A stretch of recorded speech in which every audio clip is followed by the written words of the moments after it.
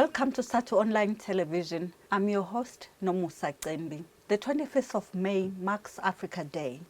The day serves to commemorate the founding of the Organization of African Unity, now known as the African Union. It's founded on this day in 1963. Formerly known as African Freedom Day and then African Liberation Day. Africa Day's origins lies in the collective African resistance to colonialism and economic exploitation. Africa Day aims to promote unity and solidarity of African states, defend their sovereignty, territorial integrity, independence, and eradicate all forms of colonialism in the continent. SADTU is joining the rest of the continent in celebrating this day. In the studio today, we have our General Secretary, Comrade Mokoena Malulega, to unpack the meaning of the day and how it impacts us as a union, as a country, and the continent. Welcome to SADTU Online Television. Well, let me greet our members and the members of the leadership of SADTU, and thanks to you, Nomusa, for the introduction of this particular topic. Indeed, today we are commemorating the Africa Day. Basically, as we have indicated, how it impacts on us. First, let me start by saying this is our identity as Africans.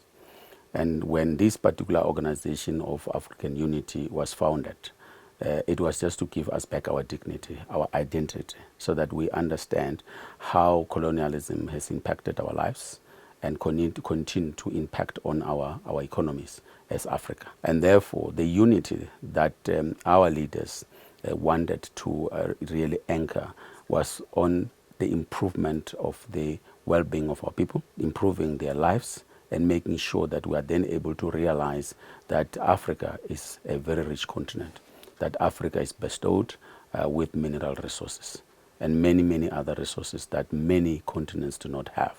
So basically, it is about how we are supposed to have driven the development of Africa using that particular unit. However, I must indicate that as we commemorating today, and as we remember our forebears and so forth, we might have moved in terms of other things, but obviously we're still realizing the stubborn legacy of colonialism in the continent throughout. For SADTU is that yes, we have got to commemorate this particular day because it reminds us as who we are. It's our identity, it's about our language, it's about our cultures, and it's about our future. So I feel that it's important that we celebrate it. Let us take this day back to SADTU again. SADTU was born 6th of October 1990. When one looks at the history of SADTU and the role some of the teachers' union in the continent, the role they played in the formation of SADTU, one can deduce that it was fulfilling one of the visions of the African Union to unite the continent. Can you briefly explain the role of other unions in the continent, what they did to ensure that today we have SADTU? Thanks so much. It reminds me of Tom Bediako, one of the leading activists and one of the most respected leader of Education International, who was leading the All Africa Teachers Organization, which basically played a very, very critical role in the formation of SADTU. It reminds me of Peter Mabanda, one of the leading trade unionists from Zimbabwe, who then was part of the hosting of the leadership of various unions that went into Harare to realize the vision of the Organization of African Union, that of uniting the people of Africa and uniting those who are building the nation, being the teachers. And indeed, that particular vision of the African National Congress and its allied partners, the South African Communist Party, and obviously the predecessor to COSATU, was to making sure that in South Africa we unite all the teachers, because the teachers play a very important role in the development of the people, development of the economies of the countries. And because one of the pillars of the Organization of African Unity was about the development of Africa, because it was underdeveloped. And therefore they have to look upon the teachers to ensure that they give our students knowledge, skills and competencies for them to be able to build sustainable and inclusive economies in Africa. So SADTU was seen as a hope by the international icon Ubaba Mandela, who said that when SADTU was founded in 1990, in that particular launch in Nasrec, he then indicated that this is the beacon of hope for our people. Clearly meaning that because education is an enabler, that education is key for development. Having united the teachers, then the teachers can speak in one voice, then they can begin to, produce the citizens that see themselves as the citizens of the continent, the citizens of the world, without having to look at their skin color, and then so that they can be judged in terms of the merit and the content of their characters more than that. So he saw the SADTU as a beacon of hope on that, and that was one of the vision of the Organization of African Unity. We are free as SADTU today, as the country South Africa, and we understand that countries in the continent before South Africa was freed used to say that they cannot be free if South Africa was not free. They sacrificed a lot to ensure that South Africa attains her freedom. Are we celebrating the day enough as the country? Well, I must be honest with you, really, is that we are not celebrating the day enough, because we do not take this day as part of our curriculum. And that we should be seeing schools today, celebrating this particular day. We should be seeing school today in the morning singing the African anthem. We should be seeing school today saying this is the day where we have got to pride ourselves about our culture, about our attire as African attires, and about our African religion, our African spirituality. We're supposed to be doing that. We're supposed to be taking it back into the classroom so that we are then able to realize the importance of this particular day. So I must be honest with you, we are not celebrating it enough. And I think as SADTU, we must then lead as the teachers in making sure that we accept who we are, that we look at ourselves and see human beings in ourselves, and not all the time aspiring to be Europe or aspiring to be any other continent, and we build that particular love of ourselves by celebrating this particular day, and must not be intimidated, because continent and continents, they have their days where they are celebrating. And sometimes I get worried when South Africa is celebrating the Freedom Day, which is the 27th of April, where people start asking questions. No, but this celebration, we're supposed to be using that money to build a house, we're supposed to be doing that and so forth. Countries of the world, they celebrate these particular days because it reminds you where you come from. It's our history. We've got to build that particular resilience. We've got to build that love for our continent, for our people, for the world. And we can only do that if we keep on reminding ourselves of our forebears who have sacrificed a lot to making sure that South Africa is today free. Of course, we are free politically. We are free in terms of freedom of speech and freedom of association. Of course, we still have got to struggle for freedom, or economic freedom, which is what we are supposed to do. But the founders clearly laid the foundation, and they gave us a framework.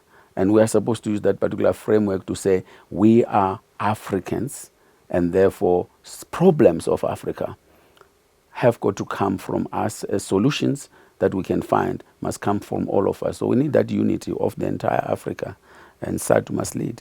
As we celebrate this day, we are confronted with many incidents of xenophobia taking place in our country. In your view, why are we experiencing such when we should be celebrating the continent? Well, I don't want to agree that that's xenophobia, because it's not like it is a structural issue.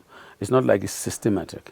It is the issue of having the problem of accepting one another just because of the legacy of colonialism and the legacy of apartheid.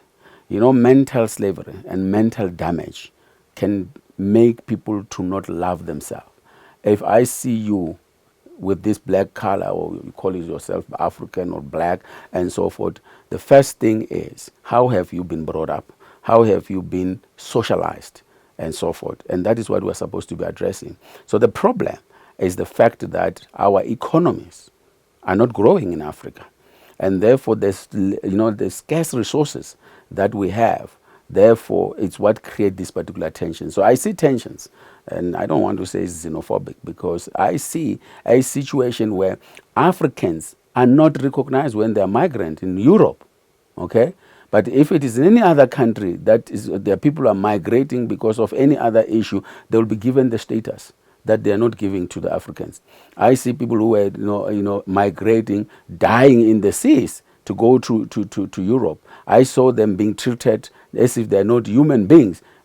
We have never heard anybody saying those people are xenophobic because they don't want Africans and so forth. We have just, it's a question of countries not being able to accommodate all of them. Therefore, there must be this statute, there must be that particular legislation and so forth. So I think we need to understand that it's a question of tensions that are created by economic hardships in our country, and that we need to be able to address. And education is key to address that so that we begin to accept ourselves as one. We are human beings of the world, even if we're Africans, but we belong to the world, and therefore we need to be accepting each other and so forth, and then we can deal with that. South Africa is different.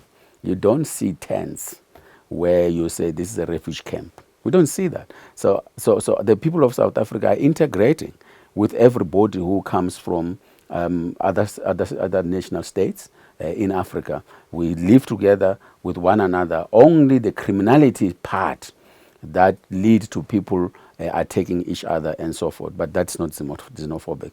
Is our education in South Africa at that stage where it is used to bring unity, to bring understanding, to bring tolerance?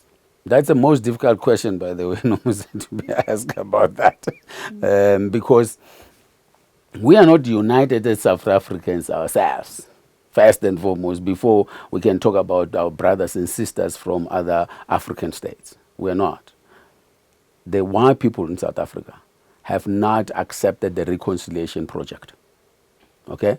They still are able to discriminate us in the schools that are predominantly Afrikaners today. And then they still expect you as Nomusa, because they oppressed you, to go to them and say, I beg you, I'm sorry for you having oppressed me. And that's where the problem is. We are not united as South Africans ourselves first. And then we have got, there's a deficit of trust. And that is the cause of our problem in South Africa.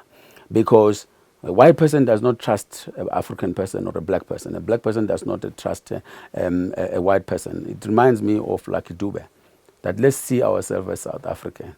A black man, a white man, a brown man, a green man. We must see ourselves as people of the world. We must see ourselves as that. But we have got to use education, as you're saying, to really educate the white people of this country.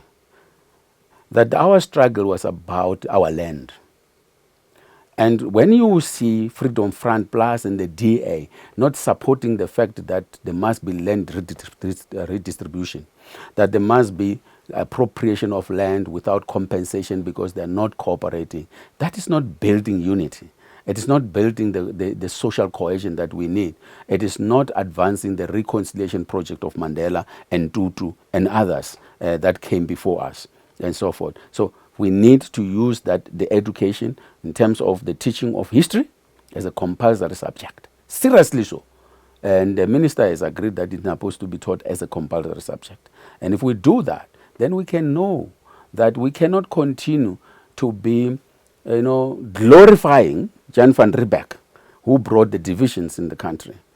That we need to acknowledge all those who played a role in this country to unite us and to bring us where we are, where we now can enjoy the universal franchise of voting and then enjoying freedom of speech and freedom of association and many other rights that we have got to do. So there's lack of trust amongst ourselves, and we need to look at the curriculum and say, is our curriculum value-based?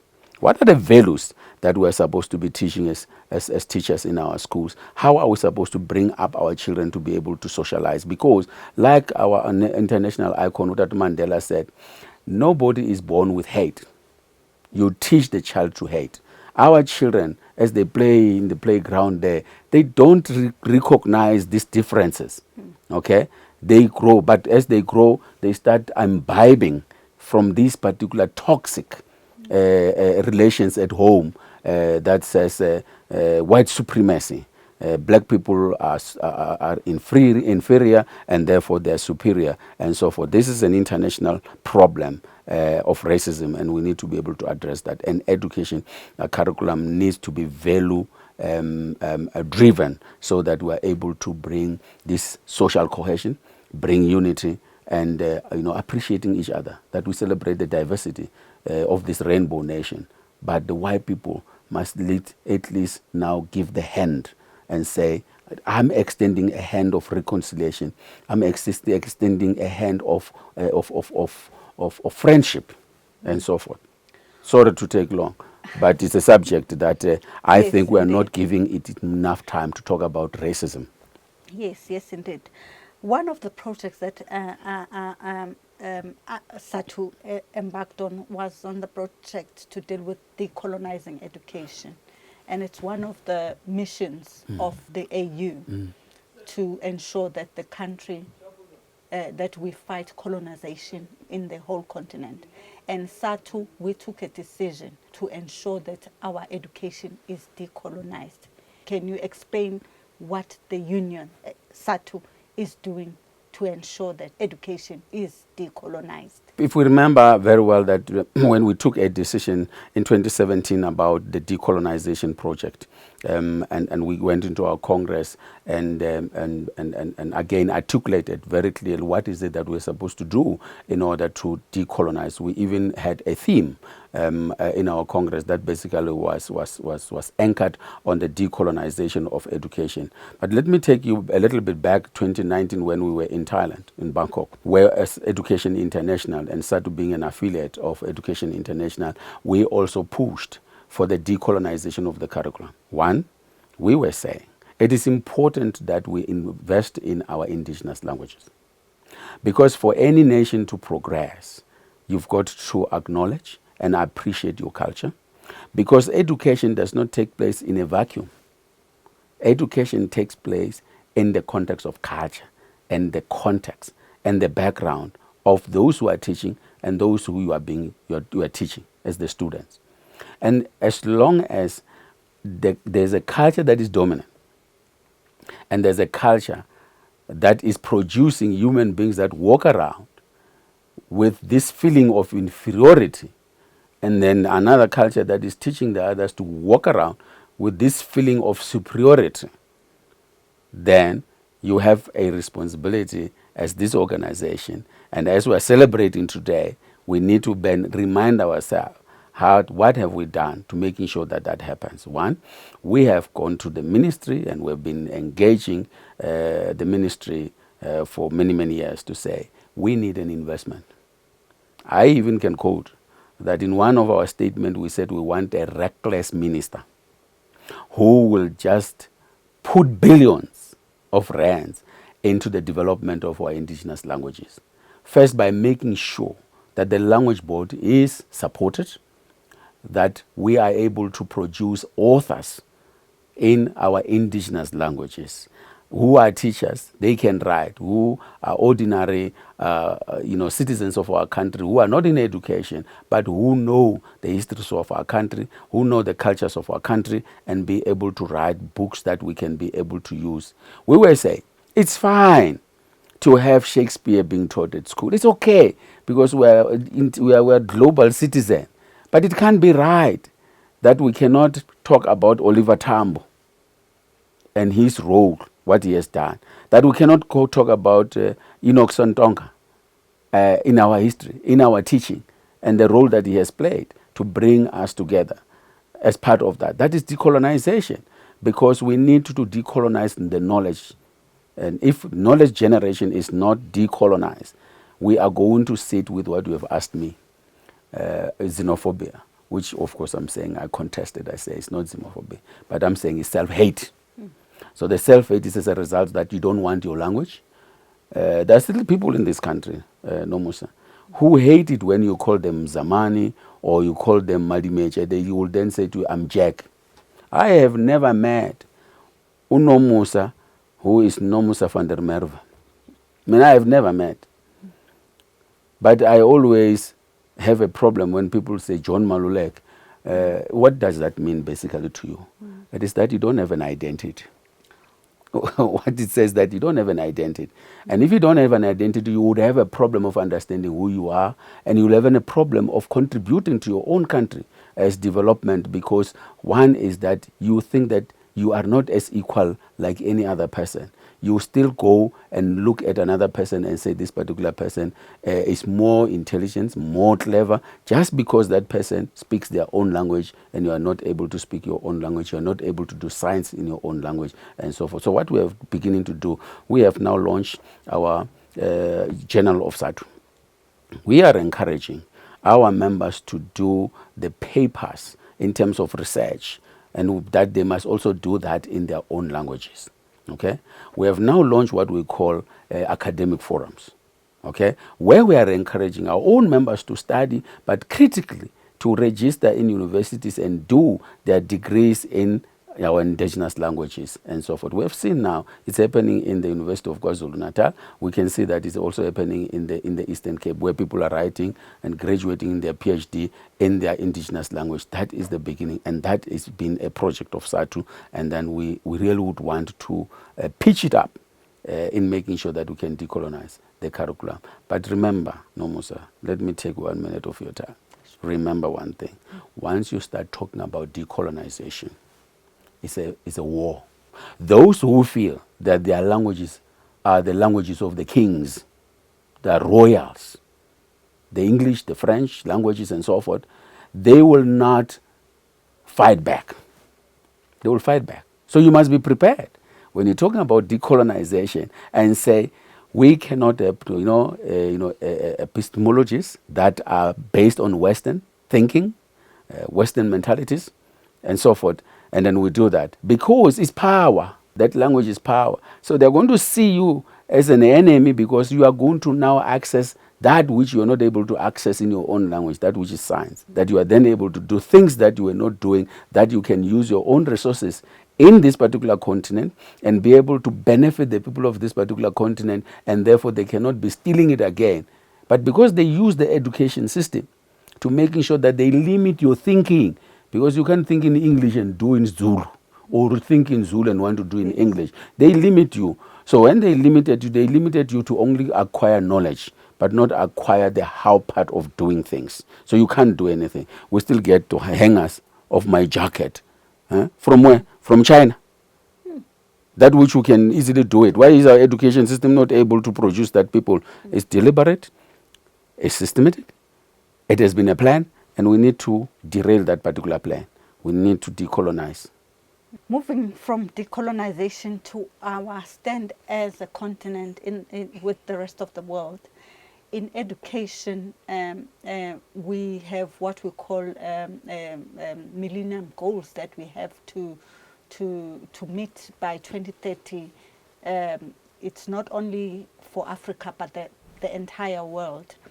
So as part of being in a global, this global village, how far are we as a continent in ensuring that we are on par with other countries towards meeting the millennium goals, especially for us in education, which is goal number 4?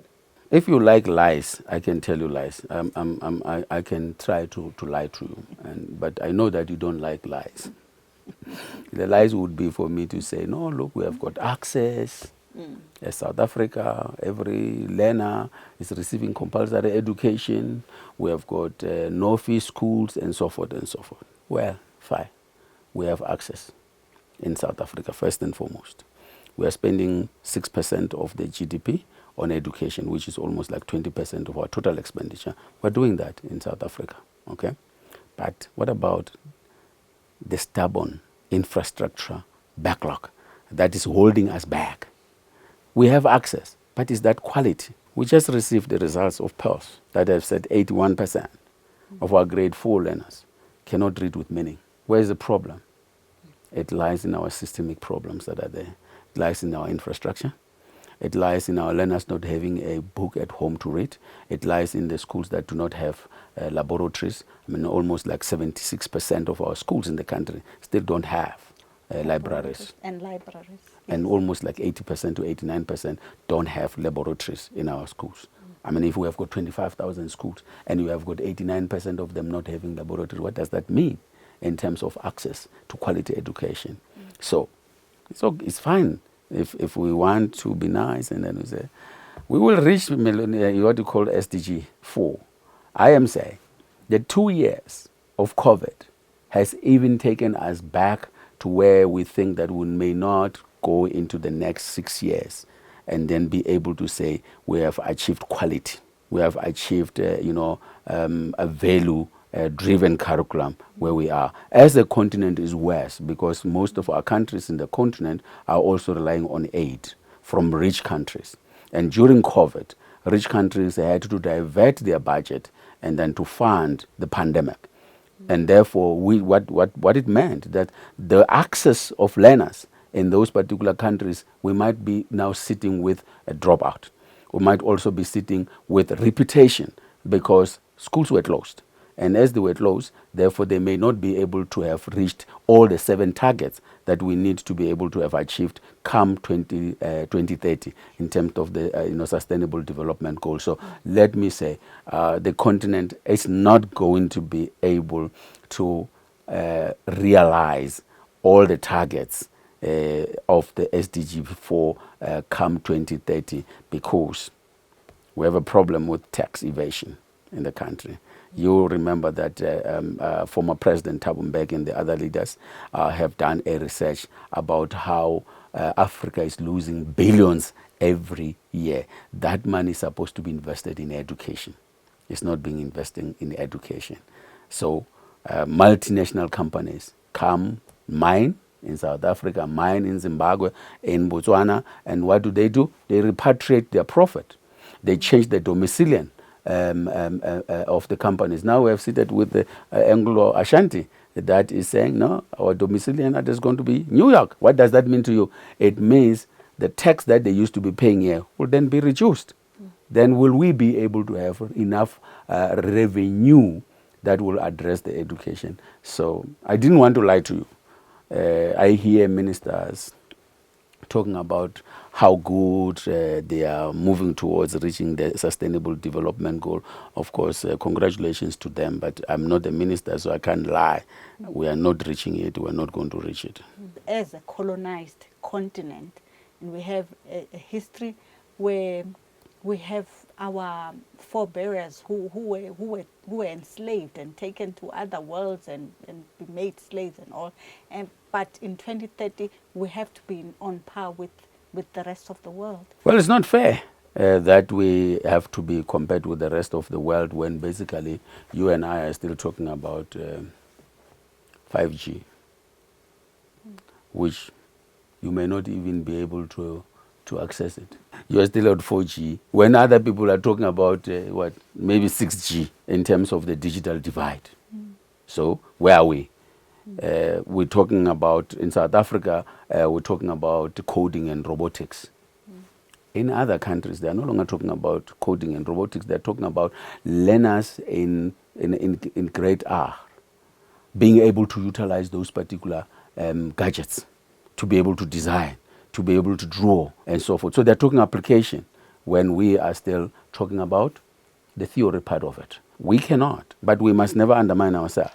We must do what we can, all of us, to ensuring that when I have the children in front of me, I must go beyond what I'm expected to do to ensure that I expose my children to opportunities that are there. I must create those particular opportunities. The pandemic taught us, Nomusa, you can't believe that people were using WhatsApp just to be gossiping amongst themselves as friends.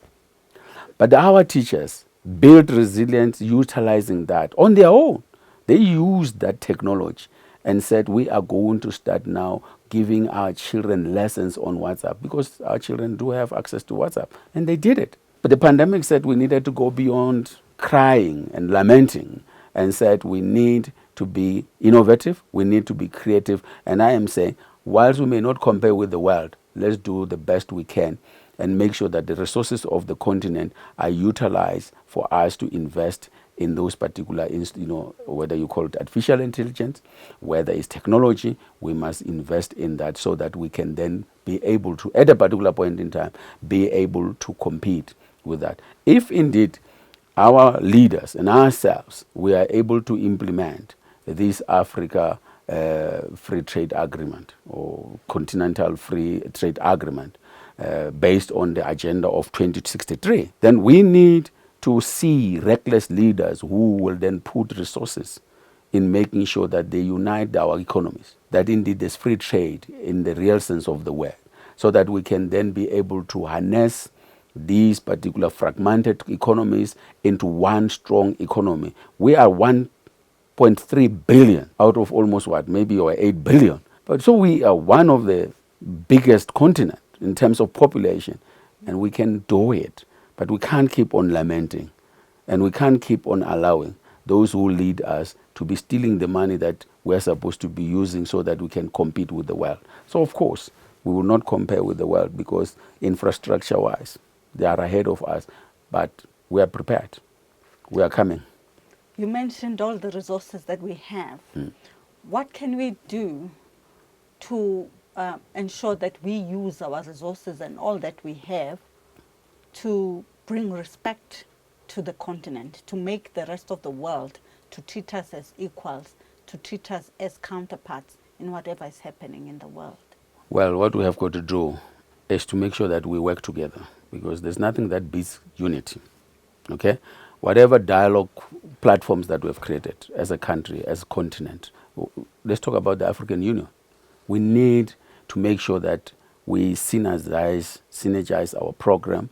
We need to make sure that we align everything as a continent so that we are then able to say, we are going to trade amongst ourselves. And as we trade, not that we are going to exclude the world. We can't. We're a global village. But we are going to make sure that this 3% of investment in African countries, when we have got 21% of investment in Europe, but we don't have that, we must change that. We need to make sure that that's the only way we can utilize our resources in making sure that if South Africa is producing oil, we must see Botswana buying oil here in South Africa. And then if Botswana is producing gas, South Africa must be able to go and buy gas there, because basically, even in terms of proximity, it would mean that it will be much reasonable for us to do that. And that's the only way we are going to be able to harness these economic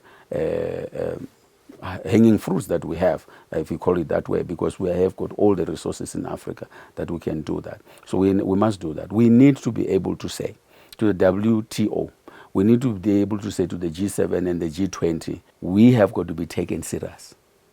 These resources, when we enter into agreement and contracts, these contracts cannot continue to be favoring the Western countries. It has got to be fair. It must be balanced. So we need to transform the WTO. We need to transform the United Nations, by the way, so that all these institutions in the world that are about democracy, that are about all this particular economic situation, it is that they are fair. We cannot be producing wine in South Africa, and we cannot determine the price of wine.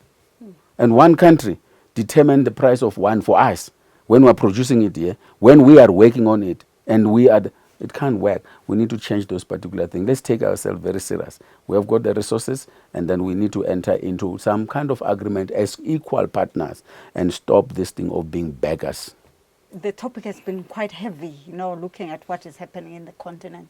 But the day is a day to celebrate, it's a day to commemorate. Can we celebrate the day? Is there anything good? Yeah. And how can we celebrate the day? Well, there's something good about the day. As I was saying, if all of us, and I want to support our leaders who came up with the Agenda 2063, okay, to then say, this is the roadmap. Let's celebrate the acceleration of the implementation of the African Continental Free Trade Agreement. Let's accelerate it. Let's see us as education also changing tune in terms of making sure that our learners who graduate from our high school, they have the skill. Let's make sure that our TVET colleges and our CET colleges are able to produce the skills in terms of apprenticeship, technical skills, vocational and occupational skills that we need, so that we can then be able to utilize those skills in Africa. We can celebrate that because each and every country has got some strength that we can leverage on. If Nigeria has the strength in terms of technology, we need to leverage on that. Let's celebrate that, because by doing that, we'll then be able to concentrate our resources, our expertise in here, and so that we can even call our diaspora and say, please come back home. You have gained the skills, let's build our continent, and so forth. So there are many things we can celebrate. Just reaching that agreement to then say, no, look, now we are going to have a free trade. That to me is worth celebrating today. And let's be part of that. Let's see ourselves raising the flag of Africa. Let's see ourselves wearing Africa as our mother. Let's see us celebrating the soil as Africans. There's more to celebrate, our diversity and so forth. But let's not forget, as we commemorate, as we celebrate any anniversary, we have got to reflect on the weaknesses and the threats that are there so that we can translate those into opportunities and the strength in moving forward. That does not mean you're not celebrating, but it does that to say, yes, we are celebrating, yes, there's still more to be done. Let's make sure that we reflect, and having reflected, we then are able to say, what are the immediate steps that we have got support to take in order to accelerate free trade. In closing, what can you tell? Why are we closing so quick?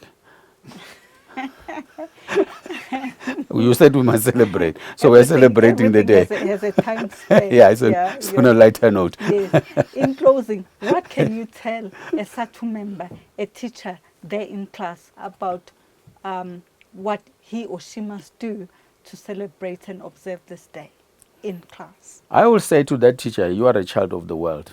You are worthy to be celebrated. Be yourself. Make sure that the learner that is in front of you, teach the learner well. Care for the learner very well, because you as a nation builder, as a SADTU member, you have made a change. You have built resilience in that particular child. I celebrate you as a member of SADTU. Know that I love you. We thank you for this insightful talk. As we close, allow me to quote one of Africa's distinguished statesmen, Kwame Nkrumah. I quote, "Unite we must, without necessarily sacrificing our sovereignties. We can forge a political union based on defense, foreign affairs and diplomacy, and a common citizenship, an African currency, a monetary zone, and a central bank. We must unite to achieve the full liberation of our continent." Close quote. This is SADTU Online TV, coming live from Matthew Koniwe House. This is Nomusacembi, your host. Amandla. Sifuna makabaleka matela.